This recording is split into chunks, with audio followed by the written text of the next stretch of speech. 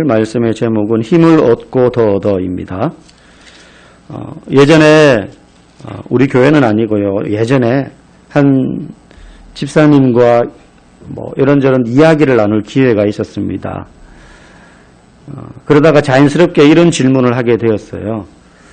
집사님은 왜 교회에 다니십니까? 이렇게 추궁하듯이 물은 건 아니고 이렇게 재밌는 여러 가지 인생 이야기 하다가 이제 그 질문을 하게 됐어요. 집사님 왜 교회 다니시죠? 그래서 이분이 바로 대답합니다. 남편 자식 잘 되라고 다니죠. 그래서 제가 이렇게 물었어요. 저는 사실 그 집사님 입에서 그 대답이 나올 줄은 몰랐거든요. 집사님 그러면 교회를 그렇게 열심히 다니는데 남편과 자식이 잘 안 되면 어떡하죠? 그러니까 이분이 생각을 안 해보신 건지 허를 찔린 질문을 받으신 건지 잠깐 멈칫하시더니 그래도 교회는 다녀야겠지요? 이렇게 대답을 하셨습니다. 그분의 대답은 절반만 맞습니다. 만약에 그분이 초신자라면 교회 나온 지 얼마 안 된 분이라면 그 정도의 대답도 굉장히 훌륭한 대답입니다.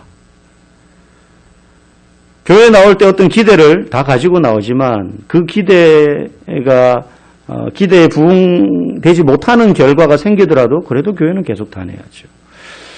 적어도 뭔가 얻어지는 것이 없어도 나는 신앙생활은 계속하겠다 이런 대답이죠. 초신자가 이 정도 대답했다면 정말 훌륭한 대답입니다. 근데 그분은 신앙 경력 20년에 성가대원으로 오랫동안 봉사해 오셨던 분입니다. 여러분은 왜 교회를 다니십니까? 이 질문은 저에게도 하는 질문입니다. 이 설교를 준비하면서. 이 질문은 교회를 다니는 성도라면 누구나 한 번쯤은 진지하게 자신에게 물어봐야 될 신앙의 본질을 묻는 질문이기 때문입니다. 오늘 우리가 읽은 시편 84편은 거기 표제에 보면 시편에는 다 표제, 이 시에 대한 제목이 붙어 있습니다. 뭐라고 되어 있습니까? 고라 자손의 시 이렇게 되어 있습니다. 고라라는 사람의 후손들이 지었거나 혹은 애용하며 불렀던 시라는 거예요. 노래입니다. 고라가 누구냐면 야곱에게 12명의 아들이 있었죠. 그 중에 맏아들이 루벤이고 그 다음 둘째가 시몬이고 셋째가 레위입니다. 이 야곱의 12아들들 중에 셋째 아들인 레위의 증손자가 고라입니다. 그건 별로 중요하지 않아요. 고라는 제사장의 가문인 레위 지파구나. 이 정도만 알면 돼요. 근데 이 고라가 성경에 뜨문 고라의 이름이 언급되는데 민수기 16장 3절에 보면 고라가 어느 날, 지금 그 배경은 이런 겁니다. 430년간 애굽에서 종살이하던 이스라엘 백성을 하나님이 모세를 불러가지고 지도자로 삼으시고 그들을 애굽에서 탈출시켰죠. 그래서 약속의 땅인 가나안 땅으로 가기 위한 여정 중에 있는 거예요. 광야 어느 지점에 있는 겁니다. 그런데 그 어느 지점에 있을 때 어느 날 이제 모세가 지도자가 되어서 백성들의 모든 일들을 이제 처리하고 인도하는데 하나님의 부르심을 따라 이 고라가 그때 다단, 아비람, 온이라는 사람들을 규합해서 그 사람들뿐만 아니라 백성의 이제 소그룹으로 나눠놨는데 워낙 많으니까 백성들의 수령 중에 250명까지 선동을 해가지고 모세에게 반역을 합니다. 그러면서 민수기 16장 3절에 보면 사람들을 불러다 모아놓고 모세와 아론을 딱 앞에 세워놓고 이렇게 말해요. 그들이 모여서 모세와 아론을 거슬러 그들에게 이르되 너희가 분수에 지나도다 회중이 다 각각 거룩하고 여호와께서도 그들 중에 계시거늘 너희가 어찌하여 여호와의 총회 위에 스스로 높이느냐. 이게 무슨 말이냐면 이렇게 말하는 거죠. 야 모세와 아론, 네가 뭔데 우리보다 더 높은 자리에 있어서 하나님과 함께 독대하고 그렇게 지내느냐는 거예요. 네가 뭔데 우리의 리더냐 이거예요. 너에게만 하나님이 계시냐? 우리 백성들 각자에게도 하나님이 다 계시고 우리 백성들도 다 거룩한 사람들이다. 네가 뭔데? 이렇게 한 거죠. 너나 나나 우리나 똑같지 않냐 이거예요. 모세에게 대한 어떤 질투심 뭐 이런 것들이 있었겠죠. 그렇게 해서 반기를 들었지만 사실 이건 모세에 대항한 게 아니라 모세를 지도자로 세우신 하나님의 권위에 대항하는 것이었어요. 그걸 어떻게 알 수 있느냐? 이 일 때문에 하나님께서 나섭니다. 모세가요 하나님께 하나님 쟤들 보세요. 쟤들이요 저한테 지금 저렇게 하고 있어요. 이거는 하나님한테 반기되는 거 아닙니까? 이렇게 하지 않았어요. 그 고라가 선동해서 모세에게 반역 행위를 해서 이런 말을 하자 모세가 하나님을 찾지도 않았는데 하나님이 나타나셔요. 그러면서 모세야 고라와 저 다단과 아비람과 온 반역한 사람들을 진 가운데 다 불러 모아라. 그리고 그들과 관계없는 사람들은 전부 그들 옆에서 떨어져라. 내가 그들을 심판하겠다. 그래서 모세가 막 빕니다. 살려주세요. 그것 때문에 저들을 심판하시면 안 돼요, 하나님. 구원해 주세요. 하나님이 진노하십니다. 아니, 심판하겠다. 나에 대한 도전이다. 그래서 어떤 일이 생기느냐? 땅이 갈라져서 이 고라와 그에게 같이 협력했던 사람들 다 땅이 갈라져서 쉽게 말하면 지진이 일어난 거죠. 다 꺼져버립니다. 그리고 백성의 수령 250명, 고라에게 동조했던 250명은 여호와께서 불을 뿜어내셔가지고 다 태워 죽여버립니다. 왜 이렇게 하십니까? 단순히 모세에 대한 반역이 아니라 하나님의 권위에 대한 도전이었기 때문에 하나님이 심판하시는 것이었어요. 그때 죽은 고라의 후손들이 쓴 시가 시편 84편이에요. 지금 이들의 마음속에는 과거의 그 조상의 실수로 인해서 일어났던 참극에 대한 아픔이 고스란히 남아 있습니다. 아, 우리 조상이 그때 교만해서 하나님의 권위에 도전했다가 그렇게 심판받았지. 그들에게는 잊을 수 없는 과거입니다.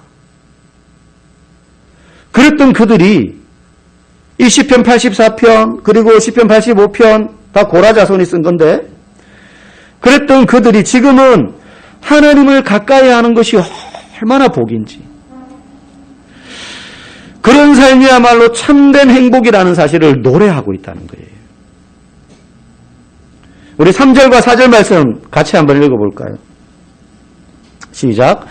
나의 왕 나의 하나님 만군의 여호와여 주의 제단에서 참새도 제 집을 얻고 제비도 새끼둘 보금자리를 얻었나이다. 주의 집에 사는 자들은 복이 있나니 그들이 항상 주를 찬송하리이다. 하나님의 집에 거하면 참새나 제비 같은 미물조차도 보금자리를 얻는데 사람들은 어떻게 했냐는 거예요. 우리가 하나님을 찬양하며 살면 하나님께서 그의 집 가운데 우리를 거하게 하신다. 그런 삶이야말로 참 복된 삶이다. 이렇게 찬양하고 있습니다. 도대체 무슨 일이 있었길래 그 사이에 그 잊을 수 없는 조상의 죄로 말미암아 벌어진 심판 그 가문이 다 멸문될 뻔했거든요. 옛날에 조선시대 때 반역행위 왕에게 반역행위 하면 어떻게 합니까? 때로는 3족을, 때로는 9족을. 여러분 9족이 어디까지인지 아세요? 9족. 3족 그러면 3대를 말하는 겁니다. 근데 9족은 그 3대들로부터 또 3대가 다 뻗어나가는 거예요. 그러니까 거의 뭐 없어지는 거예요. 그 씨는 다 귀양 가거나 다 죽거나. 다 망할 뻔했는데 무슨 일이 있었길래 이들이 지금 이렇게 하나님을 찬양하냐 이거예요. 그 민수기 16장의 사건이 있은 다음에 이 고라 가문에게 어떤 일이 일어나느냐 하면 하나님이 이 고라 자손들을 너네는 찍혔어 이제. 그렇게 하신 것이 아니라 그 고라 자손에게 임무를 맡기는데 성막, 솔로몬 시대 때 성전이 지어지지만 그 이전에는 천막으로 성막을 해서 거기서 하나님께 제사를 드렸단 말이죠. 그 일을 감당하는 사람들이 레위 지파였어요. 레위 지파 중에 어떤 사람은 제사를 드리는 가문, 어떤 가문은 제사 드릴 때 쓰는 그릇들을 보수하는 역할, 어떤 사람들은 천막을 보수하는 역할, 뭐 여러 가지 나눠져 있는데 이 고라 자손에게는 성막의 입구를 지키는 역할을 맡게, 문지기. 그래서 오늘 이 시편에 보면 10절에 그렇게 말하는 거예요. 내가 주의 궁정에서의 한 날이 다른 곳에서의 첫날보다 나은 즉 악인의 장막에 사는 것보다 내 하나님의 성전 문지기로 있는 것이 좋사오니. 그렇게 말합니다. 그들이 성막 문지기를 해요. 성막 입구를 지키는 거죠. 민수기 16장에서 땅이 갈라져서 고라가 죽을 때 그 아들들은 빼요. 하나님이 살려줍니다. 그래서 그 아들들의 후손이 그 역할을 하게 되는 거예요. 그렇게 그들은 모세 시대 때는 광야에서 성막의 입구를 지키는 역할을 했고요. 나중에는요, 다윗 시대, 다윗이 임금이 되었을 때도 성막밖에 없었거든요. 아니, 성전이 없었거든요. 그때 그들은 성막 입구를 지킬 뿐만 아니라 음악가로 활동을 합니다. 이 고라 자손이. 그래서 우리가 잘 아는 헤만이라는 사람은 유명했던 3명의 이스라엘의 지휘자 가운데 한 명이었고요. 그리고 제사를 드릴 때 막 찬양을 한단 말이죠. 우리처럼 노래를 한단 말이에요. 그런 여러 악기들이 쭉 오케스트라 생각하시면 됩니다. 그렇게 화려한 건 아니나 지금처럼. 악기별로 악기를 가르치고 지도하고 관리하고 하는 지도자들이 다 있는데 그 사람들이 24명이었는데 그 중에 14명이 고라 사람들이, 고라 자손들이. 그리고 나중에 이스라엘이 유대가 바벨론에 의해서 망합니다. 망하고 일부는 포로로 끌려간 사람은 똑똑한 사람, 젊은 사람, 유능한 사람, 써먹을 수 있는 사람들 다 끌려가고 노인들, 여자들, 아이들, 힘없는 사람들은 다 예루살렘에 남아요. 근데 이미 성전은 다 부서졌어요. 더 이상 제사도 드릴 수 없고 하나님을 찬양할 수도 없어요. 그런데 그때도 고라 자손은 남아서 무너진 성전터에서 성전 입구를 지킵니다. 여러분, 우리의 인생이 쫙 일자로 곱게 뻗은 8차선 대로가 아니라는 것을 우리는 경험으로 알고 있습니다. 다 힘들게 산다는 거죠. 우리의 인생은 오히려 눈물 골짜기를 지나야 될 때가 많아요. 아까 찬양 부른 것처럼. 오늘 성경 본문의 구절처럼. 내 뜻대로 안 될 때 열심히 달려왔는데 막혔어요. 뒤돌아서서 가자니 너무 멀리 왔어요. 계획을 세워서 나름대로 애쓰고 수고했는데 아무런 결실이 없어요. 나는 믿음으로 살고 싶고 나는 하나님께로 더 가까이 하고 싶은데 세상살이가 너무 힘든 거예요.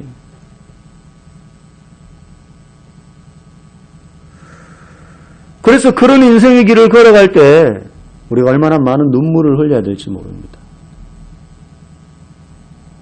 될 수 있으면 그 길을 안 갔으면 좋겠지만 안 갈 수가 없어요. 누구나 눈물의 골짜기를 지난다는 거죠. 여러분의 눈물의 골짜기가 언제입니까? 어쩌면 지금 이 순간일 수 있습니다. 그러나 그때 우리가 정말로 기억해야 될 게 있습니다. 왜 내 인생은 8차선 대로가 아닐까? 이걸 가지고 고민할 것이 아니라 그럼에도 불구하고 내가 지금 하나님을 향하여 걷고 있느냐 하는 사실입니다. 여러분, 하나님을 향하여 지금 걷고 있느냐 하는 거예요. 오늘 5절 말씀 우리 같이 한번 읽어볼까요? 시작. 주께 힘을 얻고 그 마음에 시온의 대로가 있는 자는 복이 있나이다. 여기 보면 시온의 대로라고요. 원래 이 구절의 원문에는 대로라는 단어밖에 없어요. 시온이라는 말이 없습니다. 이스라엘에 시온이라는 지명이 없습니다. 원래는. 이스라엘 사람들에게 시온은 상상 속의 지명이에요. 어디? 하나님이 계신 곳. 굳이 비유하자면 예루살렘 성전이 있는 곳이 시온이에요. 그러니까 성전으로 올라가는 길이라는 말이죠. 주께 힘을 얻고 그 마음에 시온의 대로 성전으로 올라가는 길에 있는 사람은 복이 있다. 여러분, 우리의 인생이 지금은 다 눈물의 골짜기를 걷는 것 같아 보이지만 실제 그 길이 시온의 대로, 즉 하나님께로 나아가는 길인가, 이게 중요해요. 내가 지금 8차선 대로를 걷느냐, 눈물의 골짜기를 걷느냐가 중요한 게 아니라 8차선 대로를 걷는데도 그게 하나님께로 향하는 길이 아니면 그 길은 망하는 길이고, 눈물의 골짜기를 지나지만 그 길이 하나님을 향한 시온의 대로라면 그 길은 잘 가고 있는 거예요. 여러분, 실제 예루살렘은 예루살렘이라는 도시 자체가 해발 740m 이상 되는 고지대에 있습니다. 여러분, 우리는 서울에서 부산 간다 그러면 뭐라 그래요? 올라간다 그럽니까? 나 부산 올라가 이렇게 말합니까? 내려간다 그러죠. 서울보다 밑에는 다 내려가요, 우리는.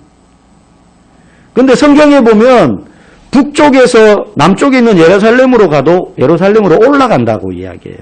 실제 예루살렘은 높은 데 있어요. 근데 그 높은 데서 제일 잘 보이는 높은 데 예루살렘 성전이 있단 말이에요. 그럼 이스라엘 사람들이 성전에 올라갈 때 룰루랄라면서 쉽게 재밌게 갔을까요? 700m 넘는 산을 올라가는 거예요.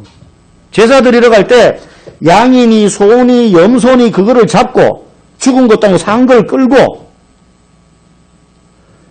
몇 날 며칠 줄을 서서 기다려서 제사를 드려야 되니 그동안 지낼 짐 다 메고 자식들 식구들 다 데리고 700m 넘는 산을 올라가는 거예요. 그게 곱게 뻗은 시온의 대로가 넓은 길이어서 대로가 아니에요. 하나님께로 나가는 길이기 때문에 지금 여기서는 대로라고 말할 뿐이지, 사실은 그 길은요 사람들이 많이 찾는 좋은 길이 아니에요. 그래서 아니 목사님, 하나님께로 나가는 길이라면 편해야 되는데 왜 이렇게 힘듭니까? 인생이 어려움이 많습니까? 시온의 대로는 그런 길이기 때문에 그래요. 성경에도 그렇잖아요. 하나님께로 나가는 길은 크고 넓은 길이 아니라는 거예요. 좁고 협착해서 찾는 사람이 적다 그랬어요. 딱 봐도 골짜기거든요. 계속 올라가야 되거든요. 여러분, 우리가 해야 될 인생의 고민은 지금보다 더 좋은 집에 살고 자녀가 원하는 진로를 따라가고 목표한 내 꿈을 이루는 것이 아니라 내가 날마다 더 힘을 내어서 하나님께로 가까이 나아가기를 원하는 것이어야 하는 것입니다. 우리가 진짜 고민해야 될 것. 여러분, 이 시대에 많은 사람들이 어려움 가운데 있습니다. 지금 우리 교회도 예외가 아니죠. 웬만큼 규모가 있는 큰 교회들도요, 뭐 교회만 그렇겠습니까? 자영업 하시는 분들, 기업, 사업체를 운영하시는 분들 다 마찬가지죠. 생존을 위해서 앞날을 모색해야 되는 실정입니다. 지금 우리 동네만 하더라도, 여기 신도시 안에만 하더라도 가게들이, 주인들이 가게세를 내려줘도요 문을 닫아요. 가게세를 내려주는데도 영업하는 것보다 문 닫는 게 낫다는 거예요.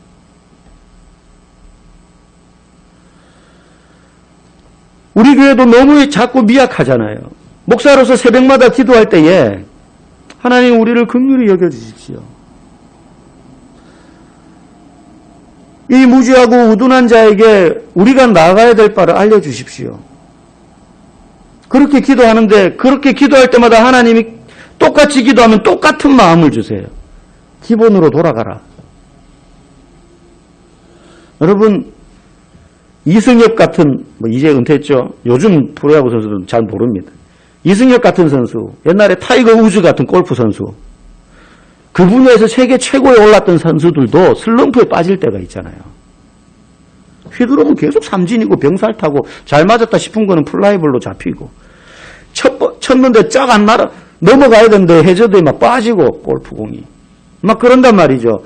슬럼프에 빠지면 이 사람들 다 뭐 하는지 아세요? 기본기. 초등학교 야구부 들어가면 제일 먼저 배우는 거, 발은 어떻게 벌리고 방망이는 어떻게 잡고, 스윙을 할 때 언제 타이밍에서 왼손을 놓고, 어깨 높이는 어떻게 되고, 처음 야구 배울 때 배우는 거, 이거 다시 하는 거예요, 이제. 그거 몰라서 합니까, 그 선수들이? 근데 왜요? 기본이 무너졌기 때문에 이런 문제가